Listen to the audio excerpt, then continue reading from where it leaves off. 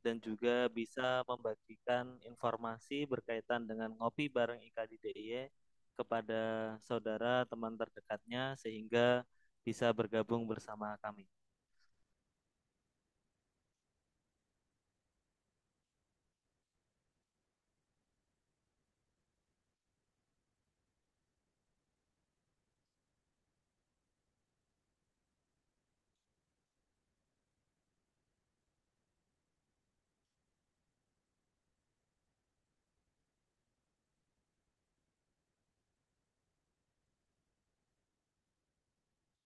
Baik, kita mulai. Bismillahirrahmanirrahim. Assalamualaikum warahmatullahi wabarakatuh. Alhamdulillahilladzi hadana li hadza wa ma kunna linahtadiya laula an hadanallah. Asyhadu an la ilaha illallah wahdah la syarikalah wa asyhadu anna Muhammadan abduhu wa rasuluh la nabiyya wa la rasula ba'dah. Allahumma salli ala Muhammad wa ala ali Muhammad. Rabbi shrah li sadri wa yassir li amri wahlul 'uqdatam min lisani yafqahu qawli. Alhamdulillah, puji syukur kehadirat Allah Subhanahu wa taala. Di pagi hari yang berbahagia ini Allah Subhanahu wa taala masih perkenankan kita untuk berkumpul, bertemu dan belajar bersama di Zoom meeting pada pagi hari ini dalam rangka mengikuti ngaji online pagi bareng IKADI DIY. Salawat beserta salam tak lupa kita haturkan kepada Nabi Muhammad Sallallahu Alaihi Wasallam. Semoga kita semua yang hadir saat ini bisa mendapatkan syafaat baginda Rasulullah Sallallahu Alaihi Wasallam. Baik, bapak-bapak, ibu-ibu, dan sahabat sekalian, pekan ini kita melanjutkan ngaji online pagi bareng IKADI DIY dengan tema 20 prinsip memahami Islam. Bagi bapak-bapak, ibu-ibu, ikhwan, akhwat sekalian yang baru bergabung, kami informasikan bahwa insya Allah setiap Sabtu pagi bersama IKADI DIY, kami menyelenggarakan ngaji online pagi. Maka dari itu, bapak-bapak, ibu-ibu, ikhwan, akhwat sekalian bisa meluangkan waktu dan juga membuat jadwal secara khusus untuk bergabung bersama kami mengikuti ngaji online pagi bareng IKADI DIY. Selain itu, bapak-bapak, ibu-ibu, dan ikhwan akhwat sekalian juga bisa membagikan informasi berkaitan dengan ngaji online pagi ini. Dan juga bisa bergabung di grup yang sudah kami buat sehingga mendapatkan informasi terbaru dari IKADI DIY. Tema kita pada pagi hari ini yaitu 20 prinsip memahami Islam dan kita melanjutkan prinsip kedua usul Isrin yaitu memahami Islam berdasarkan Al-Quran dan Sunnah. Di pertemuan yang lalu kita sudah dibersamai oleh Ustadz Endri Nugraha Laksana SPDI MHI membahas tentang prinsip kedua usul Isrin berkaitan dengan Al-Quran dan Sunnah. Maka dari itu kita lanjutkan ngaji pagi kita pada pagi hari ini. Mari kita mulai ngaji kita pada pagi hari ini dan membaca basmalah bersama-sama. Bismillahirrahmanirrahim. Selanjutnya Ustadz Andri Nugraha Laksana sudah hadir bersama kita. Ahlan wa sahlan Ustadz. Ahlan bikum. Baik Ustadz, kepada Ustadz Andri Nugraha Laksana kami persilakan.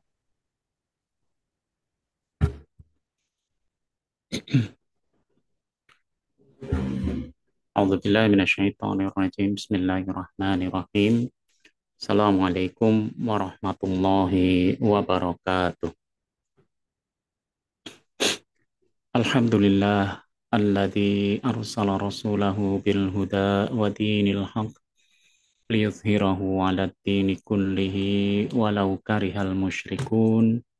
Asyhadu an la ilaha illallah wa asyhadu anna Muhammadan abduhu wa rasuluh.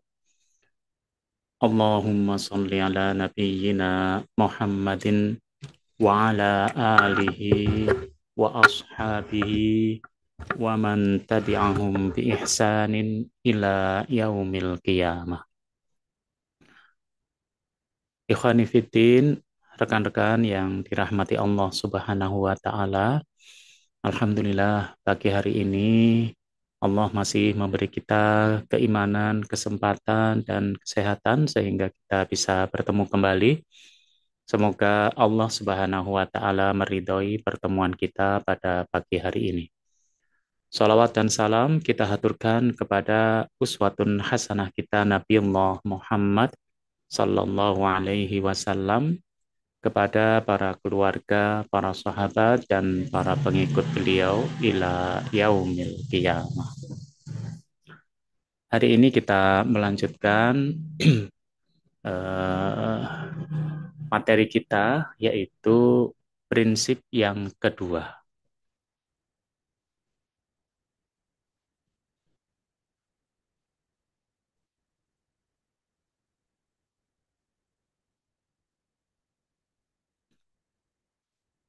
yaitu al-usul al-ishrun yang kedua, rujukan umat Islam. Kita ulangi lagi bahwa eh, Al-Quranul Karim wa sunnah al-mutahharah marji'u kulli muslimin fi ta'arrufi ahkamil Islam. Al-Quran Al-Karim dan sunnah al-mutahharah adalah referensi, rujukan bagi setiap muslim dalam mengetahui dan menetapkan hukum Islam. Wa yafhamul Qur'anu tibaqan liqawaidil lughatil arabiyyah min ghairi takallufin wala ta'assufin. Memahami Al-Quran haruslah memahami pula seluk-beluk bahasa Arab tanpa takalluf dan ta'assuf. Wa yarji'u fi fahmi sunnatil mutahharah ila rijalil hadis istiqat.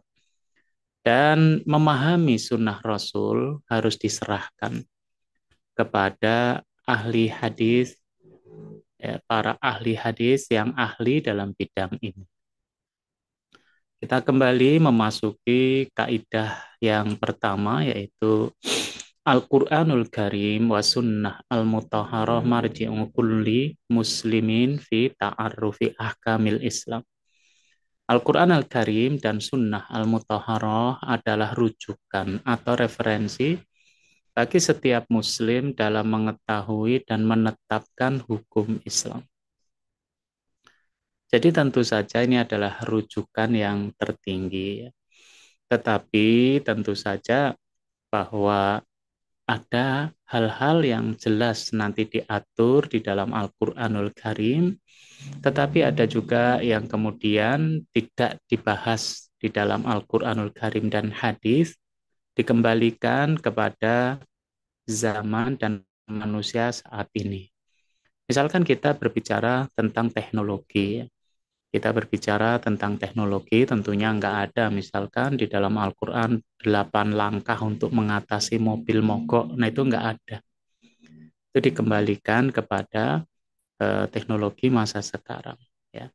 Tetapi secara umum bahwa adab-adab kemudian ubudiyah yaitu adalah referensi kita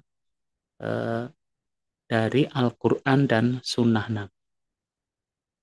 Ya. Oleh karena itu Rasulullah SAW sudah bersabda, "Idza amartukum bisyai'in min dinikum fakhudhu bih." Kalau aku perintahkan kalian mengenai urusan agama kalian, maka ambillah dia. Hadis diriwayatkan oleh Imam Muslim. Ya. Idza amartukum bisyai'in min amri dunya, ya, antum a'lamu bi amri dunyakum. Ya, kalau aku perintahkan pada kalian urusan dunia, maka kalian lebih tahu urusan dunia kalian. Ya, maka kemudian ada yang sawabit di dalam ajaran Islam, ya, mengenai akidah, mengenai ibadah, ya. Tetapi ada juga yang murunah, yang senantiasa bergerak, yaitu masalah muamalah, ya. Masalah urusan-urusan dunia itu adalah sesuatu yang tentu saja mengikuti perkembangan zaman. Kalau kemudian kita tidak mengikuti perkembangan zaman, ya kita akan dilindas, ya. Sesuatu yang sawabit di dalam Islam itu ya harus kita pegang kuat. Kalau kemudian kita jadikan dia murunah, bergerak, maka kita akan tersesat. Tetapi sebaliknya, kalau sesuatu yang murunah, sesuatu yang bergerak, dinamis, mengikuti perkembangan zaman tentang teknologi, maka kalau kita menjadikannya statis, kita tidak bergerak, maka kita akan dilindas oleh zaman.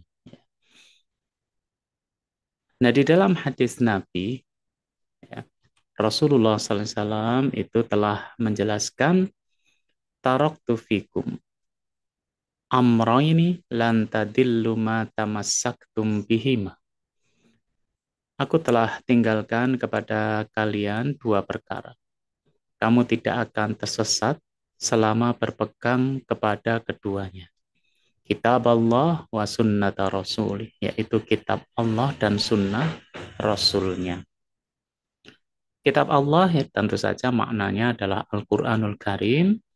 Sunnah Rasulnya maknanya adalah segala sesuatu yang berasal dari Rasulullah SAW. Apakah itu perkataan beliau, perbuatan beliau, atau sesuatu yang didiamkan oleh beliau. Ya. Jadi kita juga mengerti ya makna sunnah itu. Sunnah itu kalau di dalam fikih, maka itu maknanya adalah hukum sunnah. Hukum sunnah itu yusabu ala fi'lihi wala yu'aqabu ala tarkihi. Kita akan mendapatkan pahala kalau kita menjalankannya, tetapi tidak berdosa kalau meninggalkannya. Itu namanya hukum sunnah. Tetapi kalau sunnah Rasul, ya segala sesuatu yang dilakukan oleh Rasulullah SAW. Terus hukumnya apa? Nah, hukumnya macam-macam. Ya, misalkan sesuatu yang diperintahkan oleh Rasulullah SAW, itu bisa bermakna wajib atau sunnah kalau dalam fikih. Yang didiamkan oleh Rasulullah SAW bisa bermakna mubah. Yang dilarang oleh Rasul bisa bermakna makruh atau haram. Nah, jadi bisa membedakan antara hukum sunnah dan sunnah Rasul. Ya. Tetapi inti dari perkataan Rasulullah SAW ini adalah pegangan kaum muslimin ya yang utama itu adalah kitabullah wa sunnatu rasuli, yaitu eh, kitab Allah, Al-Quranul Karim, dan sunnah Rasulnya. Hadis yang sejenis dengan redaksional yang sama atau sedikit berbeda banyak ya tentang hal ini. Makanya adalah hadis yang sahih, hadis sahih, walaupun kemudian redaksionalnya ada yang berbeda.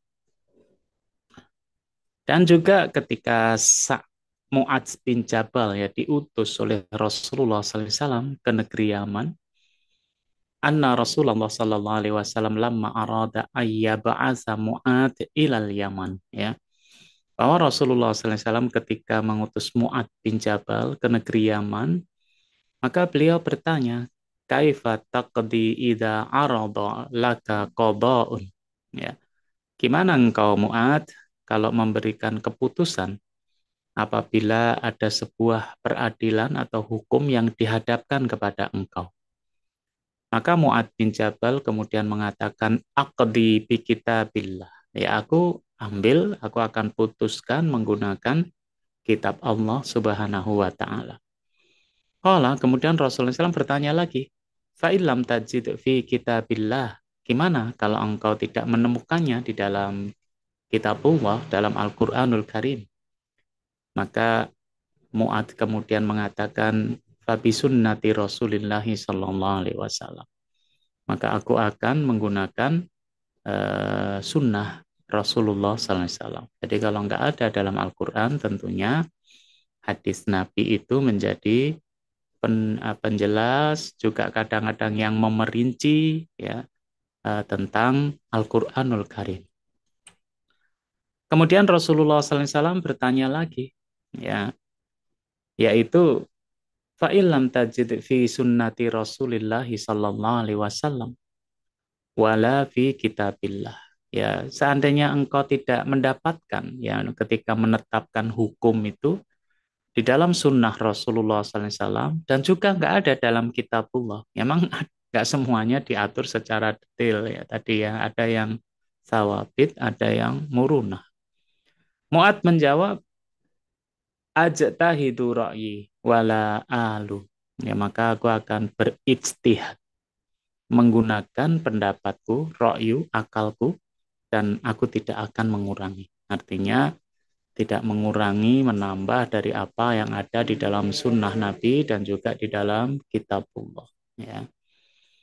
Fadaraba Rasulullah sallallahu alaihi wasallam sadrahu. Maka Rasulullah sallallahu alaihi wasallam menepuk dadanya Mu'adz bin Yaman dan kemudian bersabda, Alhamdulillahilladzi waffaqa rasulillahi lima yurdi Rasulullah.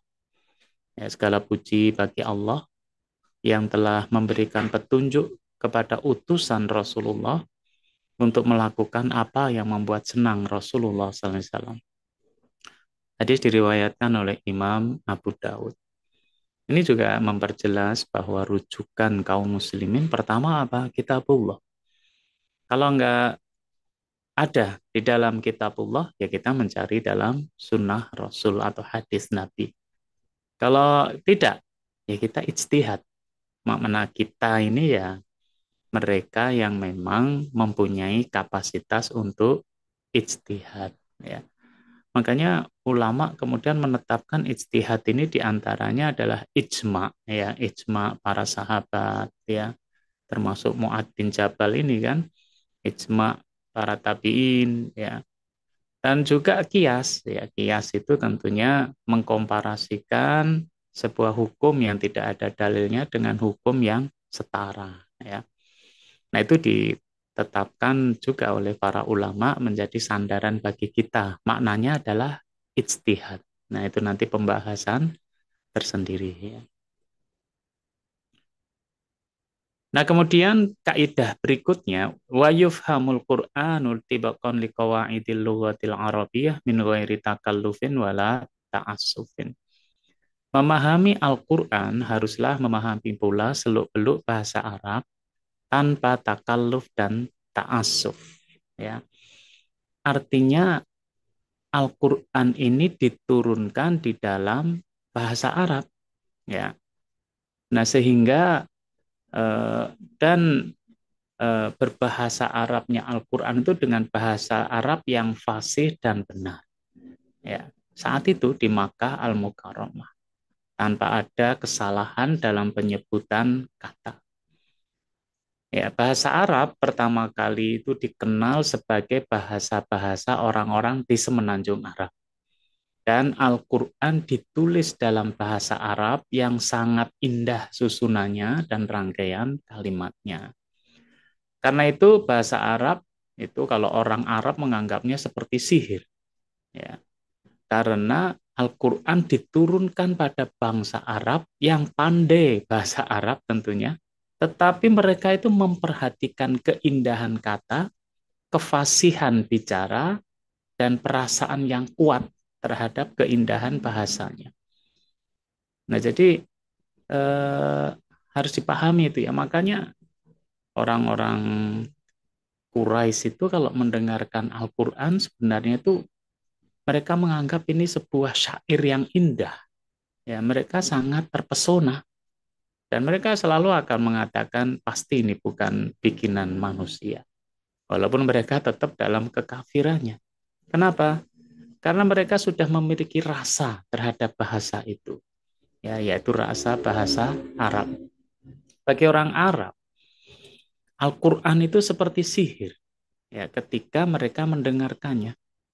Kenapa? Ya, karena karakter bahasa Arab dalam Al-Quran itu sendiri. Ya, mereka orang Arab yang memiliki pengetahuan dalam bahasa Arab itu akan mudah memahami bahasa Arab, memahami Al-Quran. Jadi tidak perlu diceritakan, mereka akan memahami maknanya. Ya. Misalkan kita di Indonesia ini ya, misalkan ini. Nah, kemudian ada kata-kata pusing, tujuh keliling. Maka tidak perlu kita menceritakan apa maknanya pusing tujuh keliling. Kenapa enggak 8 keliling? Ya, jadi mereka sudah memahami maknanya. Nah, kalau kemudian terjadi distorsi bahasa, kelak anak cucu kita harus dijelaskan tentang tulisan-tulisan dalam novel, dalam buku-buku, kitab-kitab, apa makna dari pusing 7 keliling. Ya, jadi nggak bisa kemudian diartikan gara-gara muter 7 kali, maka jadi pusing. Enggak. Ya. Nah, orang Arab itu paham banget dengan bahasa Arab, dan salah satu mukjizat Al-Quran itu justru juga dalam aspek bahasanya. Apa itu sastranya, balaghahnya, fasohahnya, uslub, rangkaian kalimatnya. Ya, jadi bahasa Quran itu memiliki keindahan dan gaya bahasa. Ya, yang itu diambil dari bahasa Arab yang tidak dimiliki oleh bahasa-bahasa lainnya. Jadi mungkin kalau di Indonesia seperti puisi gitu yang indah gitu ya. Walaupun rasa bahasa Arab itu lebih dalam. Ya. Makanya Allah Subhanahu wa taala berfirman dalam surat An-Nahl ayat 103, "Walau qad na'lamu annahum yaquluna innama yu'allimuhu bashar." Dan sesungguhnya kami tahu bahwa mereka itu mengatakan sesungguhnya Al-Qur'an itu hanya diajarkan oleh seorang manusia kepada Muhammad. Ya. Lisanul ladzi yulhiduna ilaihi a'jamiyun wa hadza lisanu arabiyyum mubin. Bahasa yang mereka tuduhkan kepada Nabi Muhammad itu adalah bahasa Ajam, non-Arab. Padahal Al-Quran ini adalah bahasa dalam bahasa Arab yang jelas, Arabiyyum mubin. Nah, sehingga para akademis atau cendekiawan Arab itu zaman itu mereka itu memahami banget apa yang tertulis dalam Al-Quran beserta keindahan-keindahannya.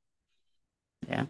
Artinya mereka kadang-kadang sembunyi-sembunyi untuk mendengarkan Nabi Muhammad SAW itu membaca Al-Quran karena keindahan sastranya. Ya. Allah Subhanahu wa taala juga berfirman wa innahu latanzilu rabbil alamin. Ya, Al-Quran ini benar-benar diturunkan oleh Rabbul Alamin, Tuhan semesta alam. Nazala bihir ruhul amin, yang dibawa turun oleh ruhul amin, yaitu malaikat Jibril, bilisanin arabiyyin mubin, ke dalam hati Muhammad SAW, ya. Kemudian ala qalbika, ya, ke dalam hatimu Muhammad, ya, litakuna minal muntirin, agar kamu menjadi orang-orang yang memberi peringatan. Oh, ini bahasa Arabnya tertaruh di belakangnya, bilisani Arabiyyin mubin, dengan lisan Arab yang jelas. Ya, jadi ini pemberitahuan dari Allah Subhanahu wa taala pertama tentang prosesnya dari Allah dibawa oleh Jibril ke dalam hati Nabi Muhammad SAW, sehingga Rasulullah itu sendiri meskipun beliau adalah ummi, buta huruf, tetapi Al-Qur'an itu telah masuk ke dalam hatinya. Dengan apa? Bilisani Arabi mubin, dengan bahasa Arab yang jelas. Maka sudah disetting oleh Allah Subhanahu wa taala bahwa Rasul itu ketika kecil beliau kemudian tinggal di perkampungan yang perkampungan itu apa? Menjaga tradisi bahasa Arab yang fasih. Ya, sehingga Rasulullah SAW itu adalah seseorang yang lisannya fasih ya di dalam mengucapkan bahasa Arab. Ya. Sedangkan Imam As-Shatibi itu mengatakan Al-Qur'anu nazala bilisanil Arab alal jumlah. Al-Qur'an itu secara keseluruhan ya semuanya memakai bahasa Arab. Maka fatolabu fahmihi innama yakunu min hadat tariqi khassatan. Ya, karena sehingga untuk memahami Al-Qur'an nggak ada jalan lain kecuali harus menggunakan bahasa Arab. Lianna Allah Ta'ala yaqul, ya karena ini dikukuhkan oleh Allah Subhanahu wa taala dengan firman-Nya, "Inna anzalnahu Qur'anan Arabiyyan la'allakum ta'qilun." Ya sesungguhnya kami menurunkan Al-Qur'anul Karim itu dengan bahasa Arab, ya, agar kamu bisa memahaminya, ya. Maka bahasa Arab itu menjadi sumber utama, sumber yang penting dalam memahami Al-Qur'an. Dalam ilmu tafsir, ya, bahasa Arab itu punya kepentingan lain, yaitu mengetahui makna semantik dari Al-Qur'an serta mengetahui makna yang terkandung, ya, di dalam ayat-ayat Al-Qur'an. Maka bahasa Arab itu menjadi sarana memahami makna yang terkandung, ya, di dalam Al-Qur'an, ya, digunakan juga sebagai rujukan dalam memahami dan menafsirkan Al-Qur'an. Ya, salah satu uh, ulama Muhammad Jamaluddin Al-Qasimi, ya, menjelaskan bahwa bahasa Arab Al-Qur'an adalah bahasa Arab yang digunakan dan dikenal pada saat Al-Qur'an diturunkan. Jadi bahasa Arabnya di situ, bahasa Arab Quraisy. Kalau mau memahaminya, ya dari situ. Gimana orang Quraisy memahaminya? Ya, tanpa melihat perkembangan bahasa Arab yang ada pada saat modern ini. Jadi kemudian berkembang, ya, bahasa Arab itu, ya, dengan makna-makna yang bermacam-macam, ya. Nah, itu yang dipakai adalah bahasa Arab saat Al-Qur'an itu diturunkan, ya, bukan kemudian perkembangannya saat ini, ya. Maka langkah pertama kalau mentafsirkan Al-Qur'an itu tentunya memahami kosakata, ya, di dalam Al-Qur'an. Kalau ada yang tidak tahu tentang kosakata, itu menyebabkan ketidakpahaman, ya, terhadap teks secara keseluruhan. Dan seseorang nggak boleh memberikan makna terhadap ayat Al-Quran berdasarkan yang mereka temukan, ya, berdasar pendapat ulama pada periode-periode berikutnya. Nah, jadi ya, atau ulama modern sekarang, ya, kemudian memberi makna yang berbeda, ya, terhadap bahasa Arab. Ya.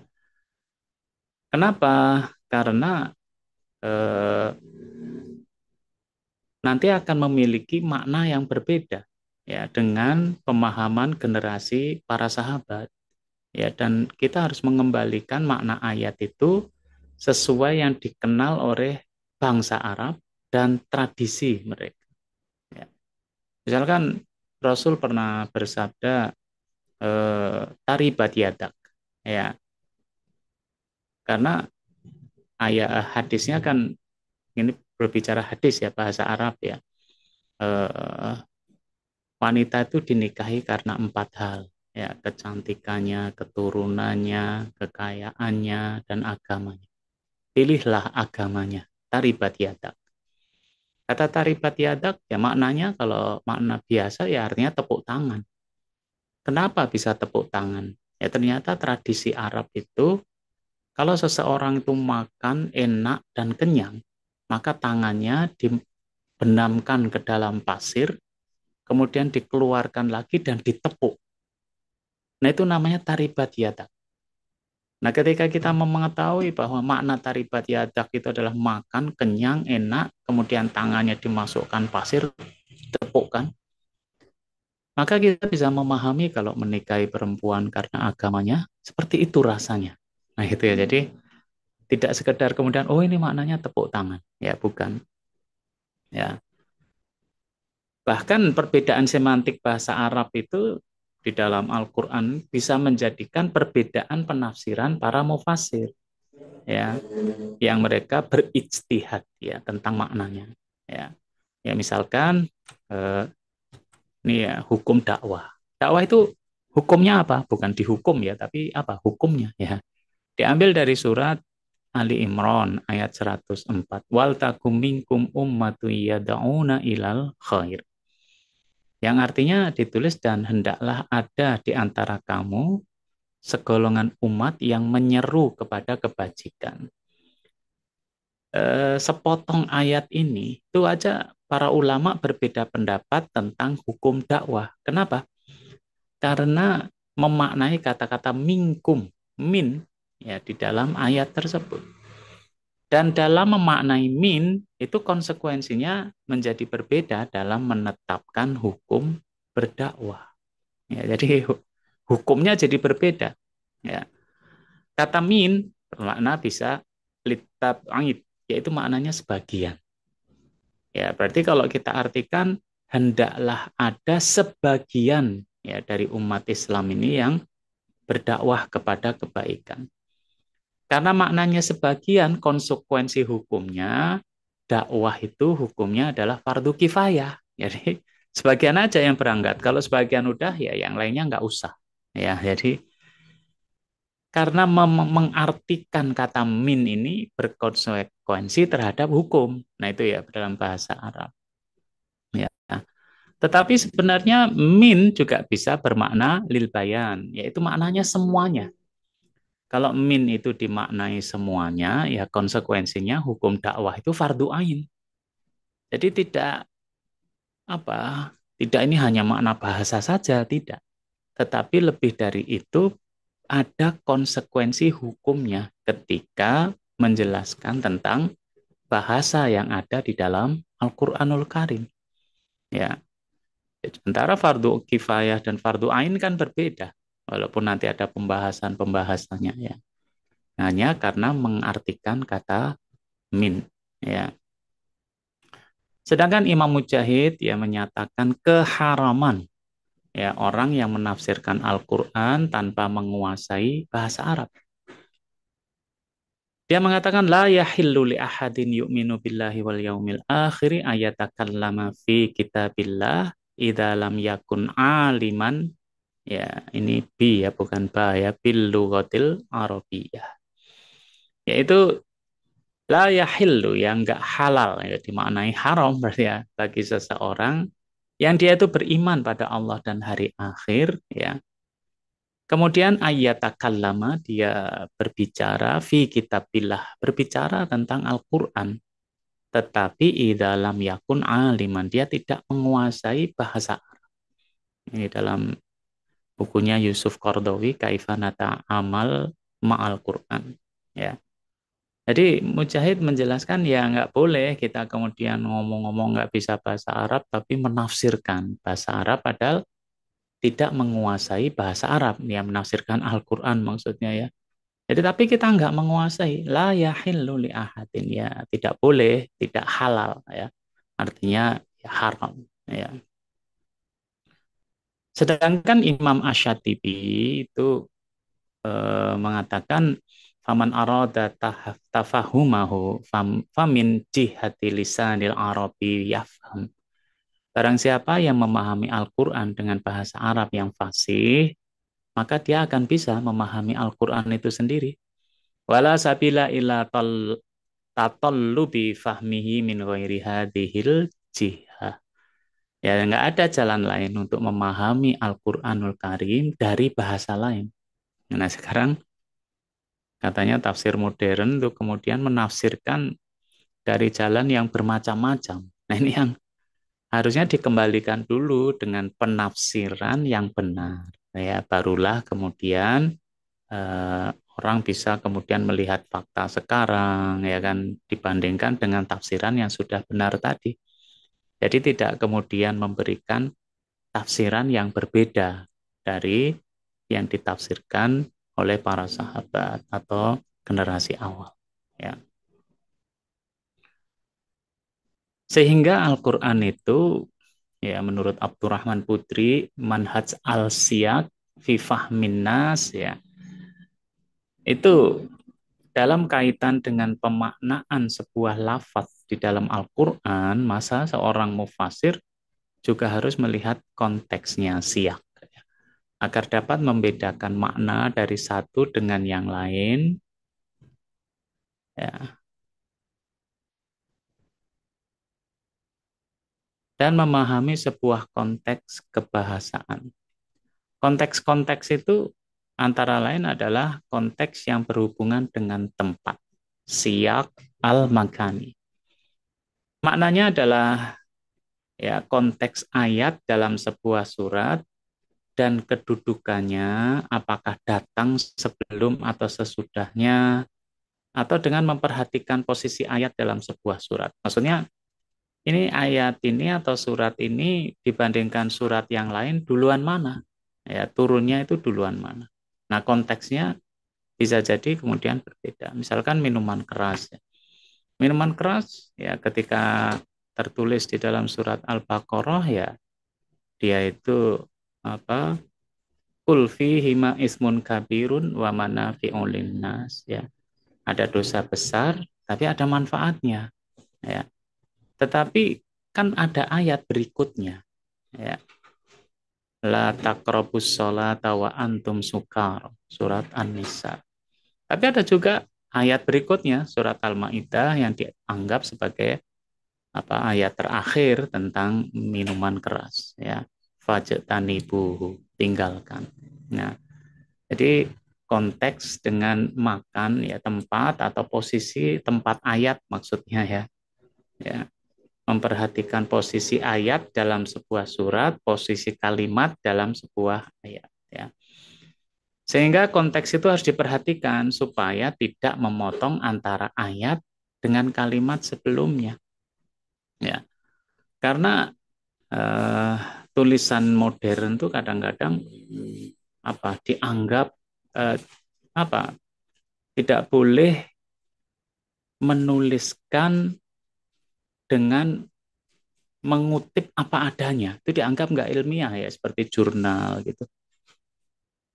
Jadi dalam jurnal itu seringkali kita itu didorong untuk ayat itu dituliskan seperti yang kamu pahami. Ya, tidak dituliskan sebelumnya.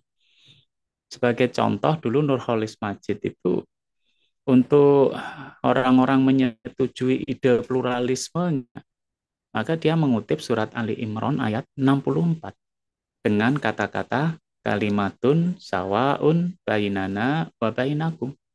Ya, satu kalimat yang sama antara kami dan kamu. Padahal di depannya adalah ya ahlal kitab ta'alau ilah. Ya ahlul kitab, marilah kita menuju pada satu kalimat yang sama antara kami dan kamu. Nah, ayat ini secara konteks siyak al-makani berhenti sampai di situ. Dan itu yang dijadikan dalil bahwa ya kita sama Nasrani, sama Yahudi ya sama aja. Kita mempunyai kalimat yang sama. Dan itu dijadikan alasan pluralisme. Ya, semua agama sama. Padahal ayat ini kalau kemudian kalimatnya diteruskan, maka kita akan melihat prinsip yang sangat berbeda. Ya, apa kalimat yang sama antara kita dan ahlul kitab? Allah na'budu illallah wa la nusyrika bihi syai'an. Ya. Nah, ini sudah artinya kita ngajak ahlul kitab itu yuk, ini kalimat kita yang sama adalah kita tidak menyembah selain Allah dan kita tidak menyekutukannya. Artinya kita kan nggak menjadikan yang lain menjadi Tuhan ya, yang kemudian disembah ya. Maka ayatnya juga diteruskan wala yattakhidha ba'duna ba'dun, dan kita tidak menjadikan satu sama lain ya arbaban min dunillah sebagai Tuhan-Tuhan selain Allah. Nah, ini kenapa disebut kalimatun sawa, kata yang sama? Karena memang ajaran Yahudi Nasrani juga begitu. Ya, tidak menyekutukan Allah, menyembah hanya kepada Allah dan tidak menjadikan yang lain sebagai Tuhan. Ya.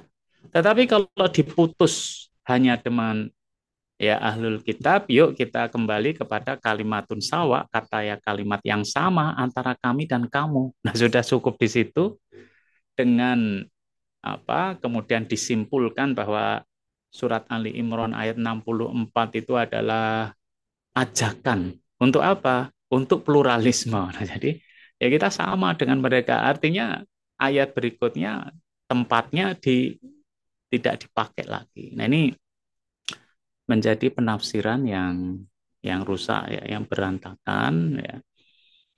Eh, karena eh, tidak connect dengan ayat yang eh,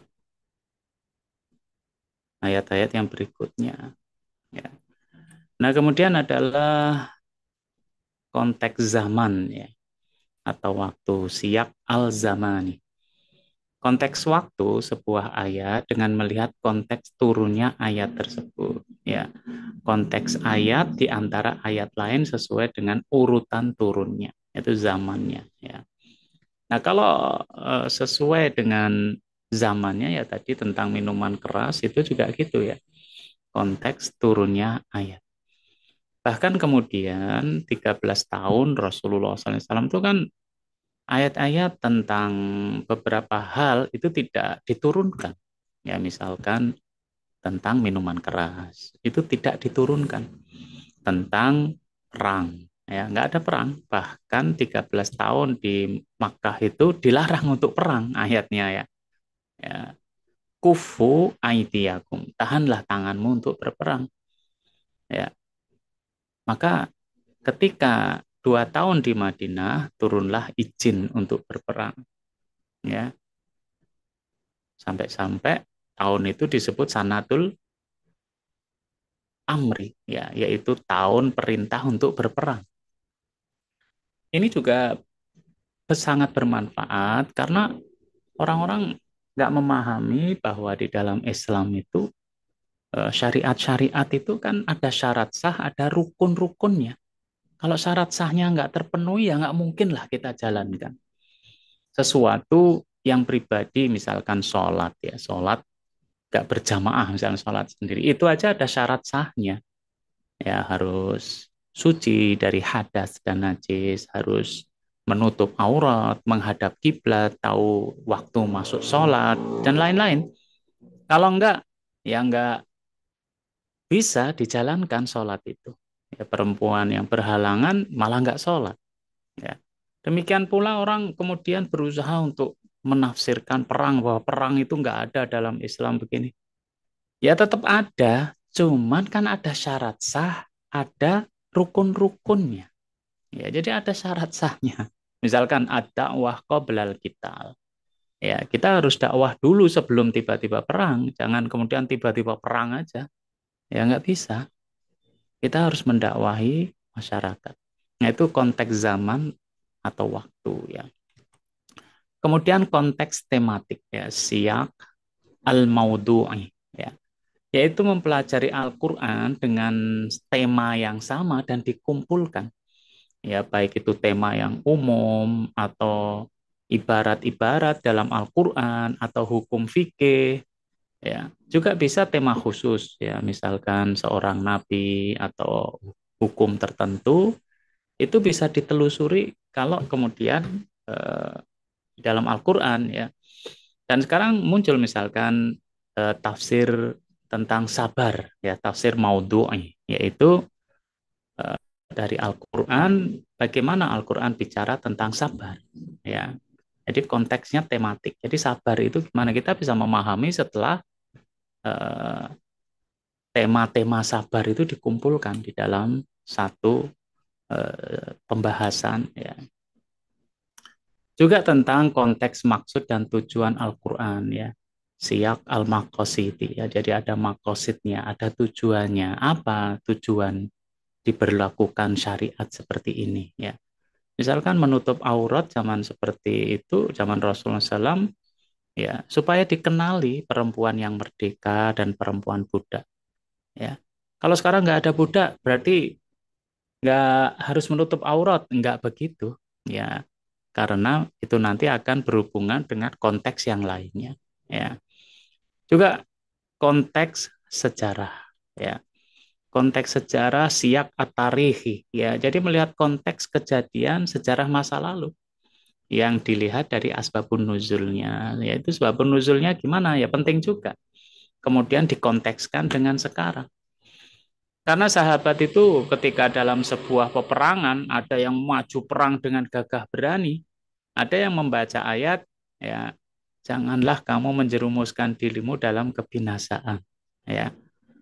Nah, sahabat yang mengalami peristiwa itu menceritakan ya sababun nuzul ayat itu, bahwa ayat itu sahabat khususnya sahabat Ansor ingin istirahat sejenak dari perang ya karena betapa banyak tanah yang bisa digarap untuk pertanian ya. Maka Allah Subhanahu wa taala memerintahkan wa anfiqu fi sabilillah wala tulqu aidiakum ila tahluka. Ya, tetap kamu berinfak jalan Allah dan jangan menjatuhkan dirimu dalam kebinasaan. Jadi ketika punya inisiatif untuk berhenti perang dan garap tanah pertanian, lah itu yang disebut dengan menjatuhkan diri dalam kebinasaan. Ya, jadi lihat konteks tarikhnya, sejarahnya, ya dihubungkan dengan kondisi sekarang. Maksudnya gimana? Ya, misalkan berbicara udkhulu fis-silmi kafah, ya kata asilmu mayoritas ulama menyebut al-Islam. Jadi masuklah dalam Islam secara keseluruhan. Tetapi beberapa ulama menyebut itu adalah perdamaian.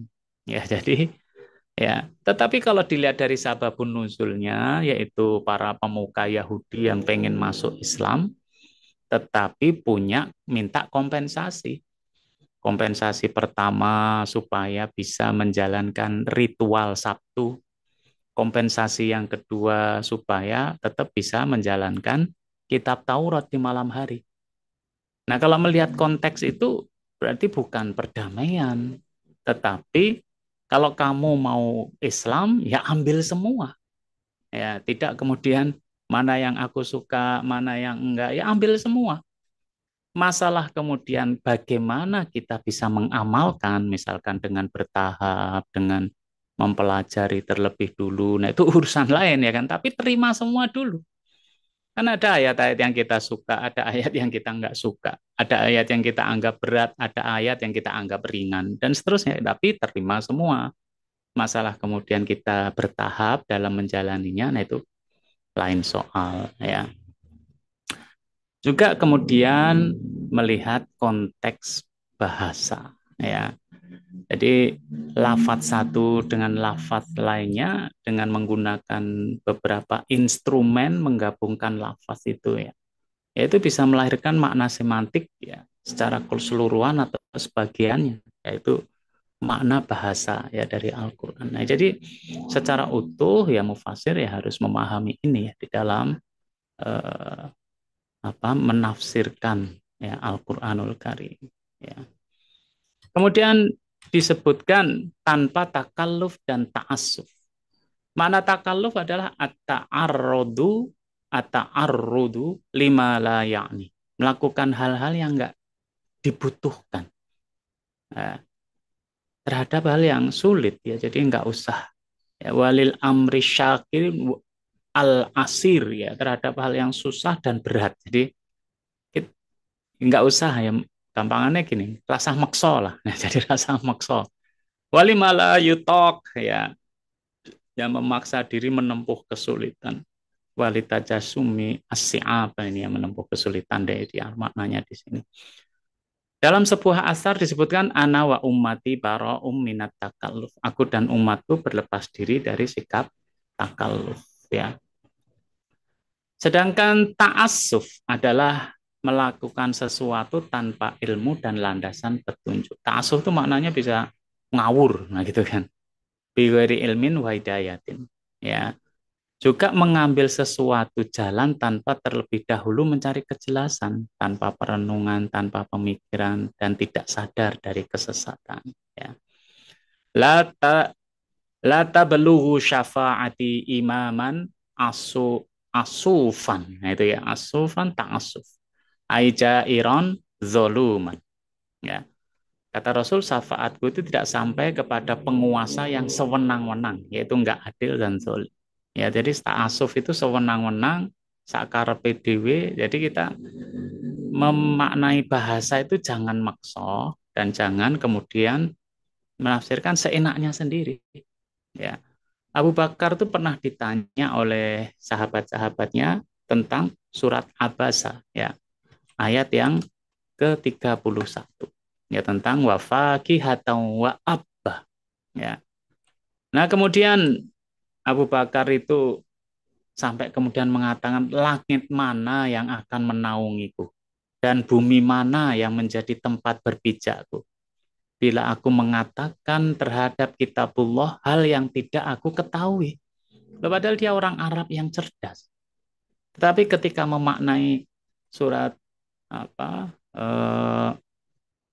abasa ayat 31 wa fakihata wa abba. Kalau diartikan terjemahnya buah-buahan dan rumput-rumputan. Ketika nggak tahu, gampangannya ya jangan maksa. Ya, jadi jangan maksa ya untuk kemudian kita mengetahui sama. Umar Ibnul Khattab juga ditanyakan ayat yang sama dan Umar kemudian mengatakan ya, demi kamu ya Umar ya Ibnul Khattab sesungguhnya ini adalah perbuatan takalluf. Inna hadalahu wa takalluf. Ya ini adalah makso ya untuk kudu ketemu. Ya nggak usah ya makanya memakai bahasa Arab tanpa takalluf, tanpa ta'assuf ya. Nah, kemudian karena waktu ya, kita langsung ke kaidah wa yarji'u fi fahmis sunnah ya. Jadi memahami sunnah mutahharah, sunnah Nabi itu adalah ila rijalil hadis as-siqat, yaitu dengan rijalul hadis as-siqat ya. Atau ahli hadis yang ahli dalam bidang ini. Ya. Ini dijadikan contoh ya, misalkan contoh hadis ya. Contoh hadisnya hadasani Yahya bin Ja'far hadasana Abdur Razak an Ma'mar an Hammam qala sami'tu Aba Hurairah radhiyallahu anin Nabi sallallahu alaihi wasallam qala idza anfaqat al mar'atu min kasbi zaujiha an ghairi amrihi falahu nisfu ajrin. Ya, telah menceritakan kepadaku Yahya bin Ja'far, telah menceritakan pada kami Abdul Razak dari Ma'mar, dari Hammam, ya, berkata aku mendengar Abu Hurairah radhiyallahu an mengatakan Nabi sallallahu alaihi wasallam bersabda, jika seorang istri bersedekah dari harta hasil usaha suaminya tanpa perintah suaminya, maka bagi suaminya mendapat separuh pahala. Hadis diriwayatkan oleh Imam Bukhari.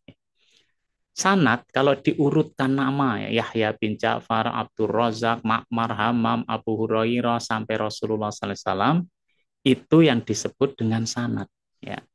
Sanad itu artinya sandaran, tempat bersandar, yaitu jalan yang menyampaikan kepada jalan hadis, nama-nama itu ya. Sebenarnya kalau di depan kan berarti Bukhari. Bukhari menceritakan dari Yahya bin Ja'far dan seterusnya. Ya. Jadi semua dari penutur itulah yang mencatat hadis atau menghafalkan jalurnya sampai Rasulullah SAW. Nah, sanad itu berfungsi menggambarkan keaslian riwayat.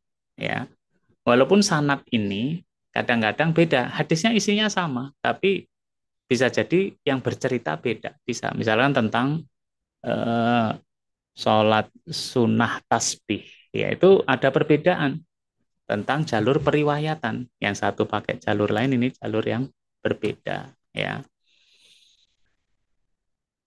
Nah, itu sanad itulah yang disebut tadi ya di dalam kaidah tadi rijal hadis. Ya. Rijalul hadis itu orang-orang ini tadi. Ya, acuan bagi ulama dan peneliti hadis meneliti rentetan periwayatan hadis. Ya. Nanti akan dilihat orang-orang ini aspek kualitas dan integritasnya. Ya, sehubungan sanad ini ya. Kemudian istilah rijalul hadis asikot tadi artinya sikoh itu terpercaya. Dalam konteks hadis, sikoh itu merujuk pada orang yang adil dan dobit. Ya. Sikoh itu gabungan dua sifat ya, adil, dobit. Ya. Apa makna dari adil dan dobit ya? Ya ini kalau dalam kitabnya ada Tajarid Asma Is-Sahabah. Nah ini berisi para periwayat hadis ya. Al-Isobah fi Tamyizis Sahabah. Ya. Nah itu di sana diceritakan tentang riwayat yang itu menunjukkan kredibilitas para periwayat hadis. Ya, maka kalau untuk meneliti hadis, yaitu rijalul hadisnya itu, ya baik nanti rawinya ya sampai yang sanatnya itu. Ya, nah kemudian yang dinilai adalah matan. Ya, kalimat ida angfaqat almar'atu min kasbi zaujiha an ghairi amri falahu nisfu ajri itu adalah matan. Matan itu maksudnya adalah redaksional, ya redaksional. Kalau dalam bahasa hadisnya ghayatus sanad, ya, ujung dari sanad. Jadi ujung dari sanad itu waqala Rasulullah itu kalau marfu, ya, kalau para nggak Rasul nggak sampai, para sahabat ya mungkotik, ya, terputus, ya. Jadi ujung sanadnya, ya. Kalau kita lihat kemudian berikutnya adalah rawi, ya. Rawi ini adalah Imam Bukhari. Ya, rawinya adalah Imam Bukhari. Kalau dari tingkatannya Abu Hurairah, itu rawi tingkatan sahabat. Ya. Abdul Razak, Ma'mar, Hamam adalah rawi tingkatan tabi'in, tabi'un tabi'in. Ya.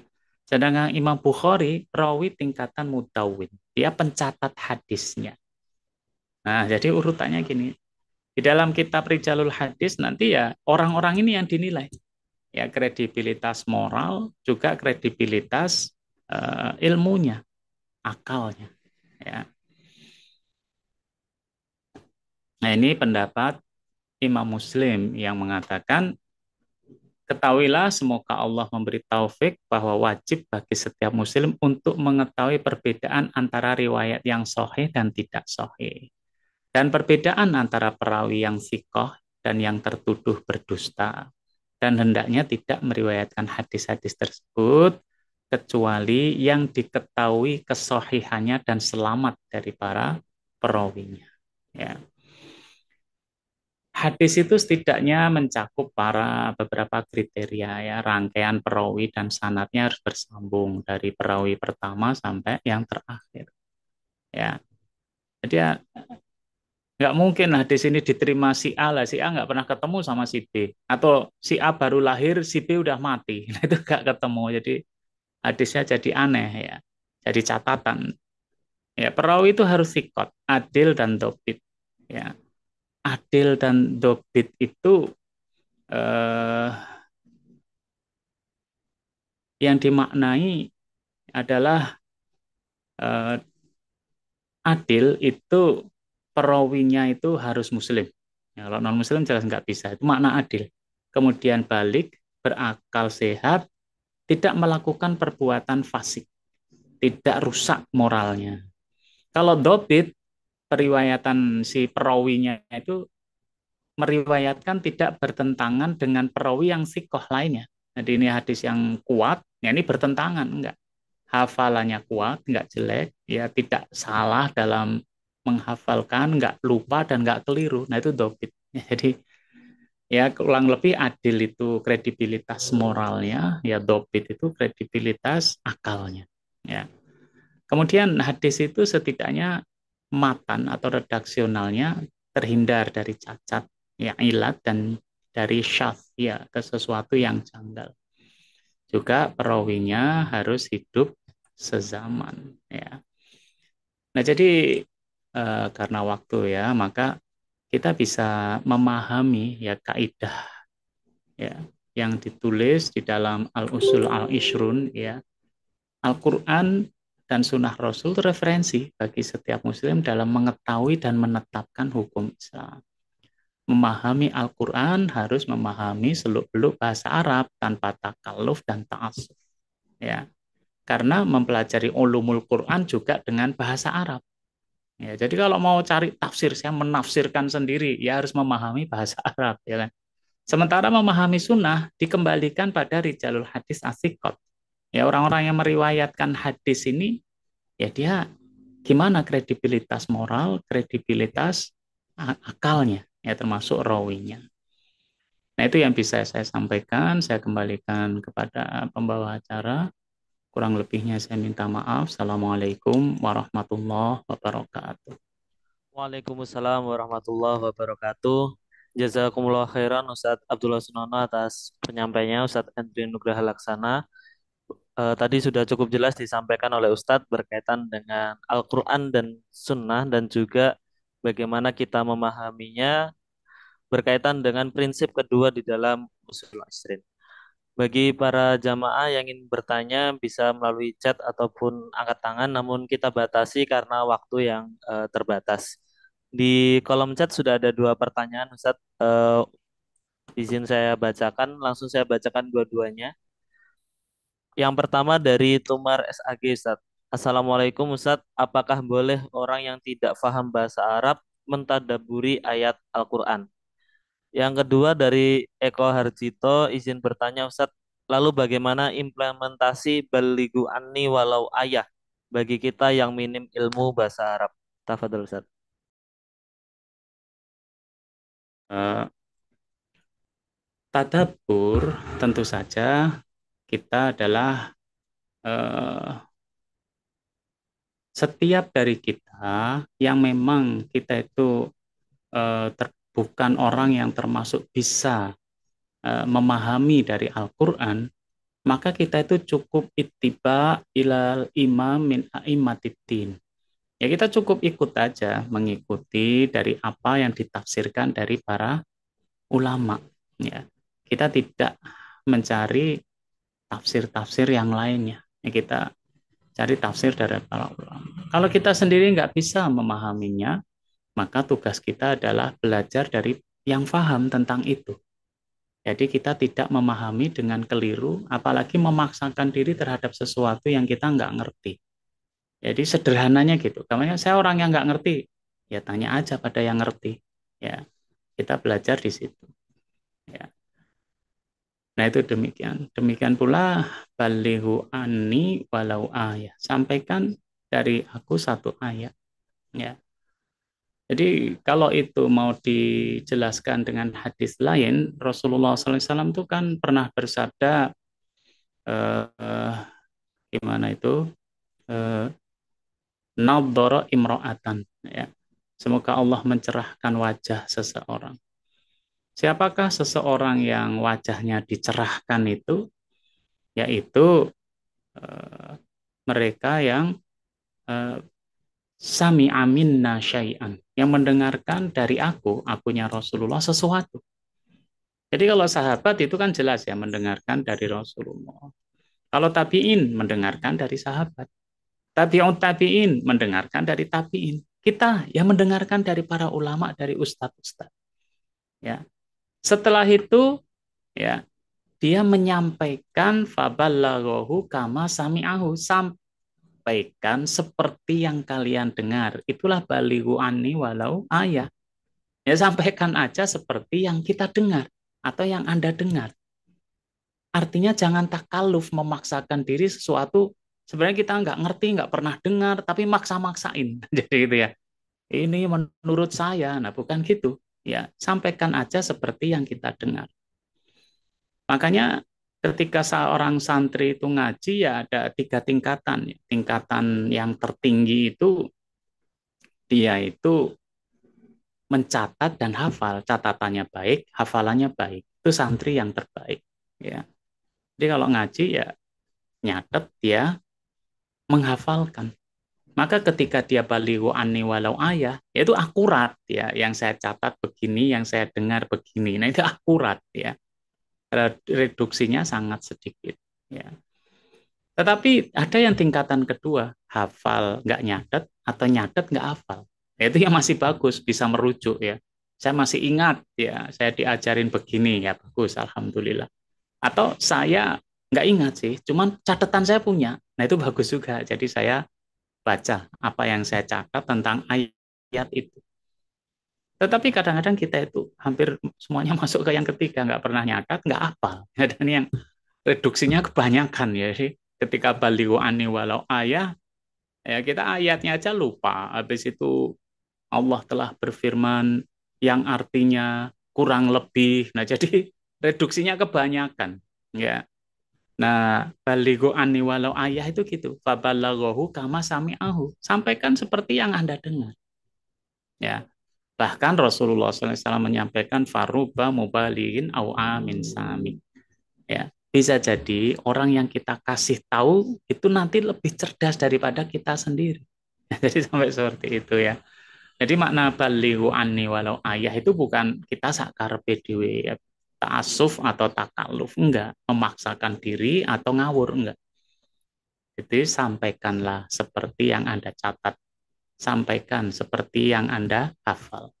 Itu ya. Terima kasih. Jazakumullah khairan Ustadz atas jawabannya. Demikian kepada yang bertanya, semoga bisa menjawab pertanyaannya. Selanjutnya ada pertanyaan di kolom Q&A satu dari Anonymous. Bagaimana sebaiknya kita bersikap kepada non-Muslim saat Paus datang ke Indonesia? Ada yang keras perlakuannya, ada juga yang moderat. Bagaimana sebaiknya, Ustaz? Ya, bagaimana kita bersikap ketika paus datang ya ke tempat kita. Ya, yang pertama tentu saja kita ada adab-adab ya dengan non-muslim ya. Ketika memang dia datang sebagai tamu di tempat kita, ya kita perlakukan dengan baik. Itulah adab seorang muslim menerima tamu, apalagi dia tokoh dari agama lain. Dan itu yang dilakukan oleh Rasulullah SAW ketika beliau berbicara dengan Adi bin Hatim, ya dengan demikian pula Umar Ibnul Khattab ketika menaklukkan Masjidil Aqsa, ya. Karena memang keyakinan itu nggak bisa dipaksakan, ya. Ya, yang kedua, kita memberikan sikap yang itu menjadi kesan bagi non-muslim. Misalkan kesan betapa baiknya orang muslim di Indonesia ini. Ya, kebaikan itu kan diukur bermacam-macam ya, yang itu bisa masuk dalam kriteria humanisme universal, ya jadi kesopanan, ya etika, ya sebenarnya itu juga masuk humanisme universal atau akhlak-akhlak yang Islami, ya kan. Kemudian yang ketiga, nahnu nahkumu bidzawahir, ya kita itu menghukumi dengan hal yang zohir saja, ya artinya kita menggali sesuatu yang nggak kelihatan ya agak sulit, ya kan, agak sulit ya kita menggali, wah itu jangan-jangan punya niat buruk lah, gimana kita melihat niatnya, ya ya udah kita menghukumi dengan yang zahir.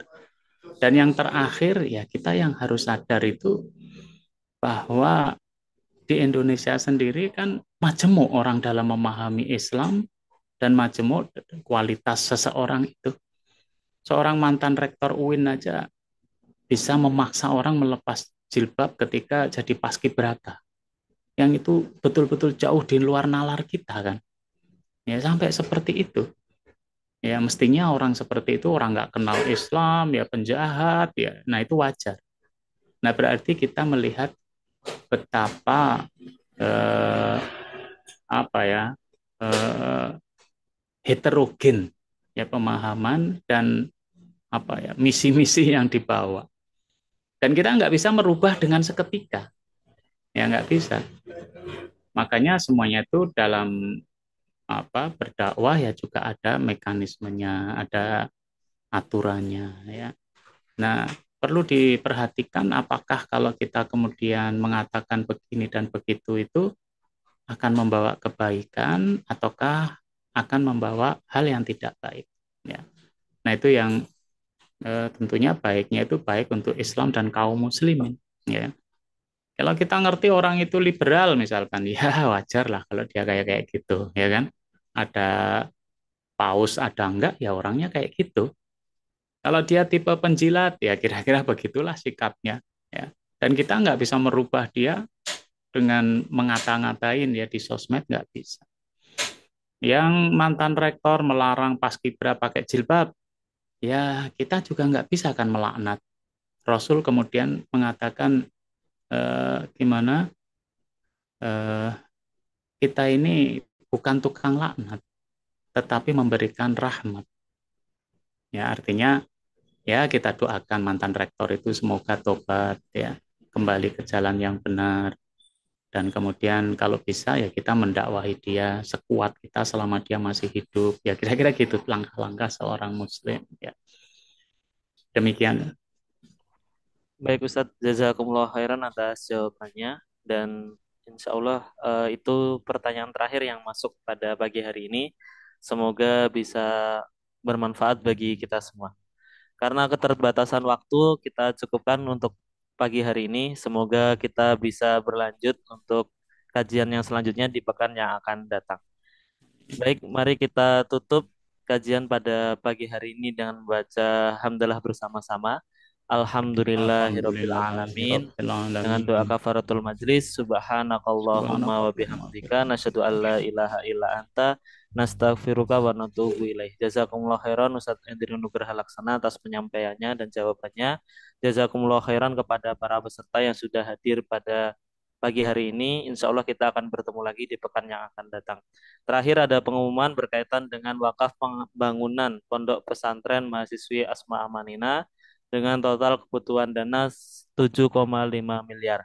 Bagi yang ingin berwakaf bisa untuk scan ya di kris yang telah kami sampaikan melalui screen.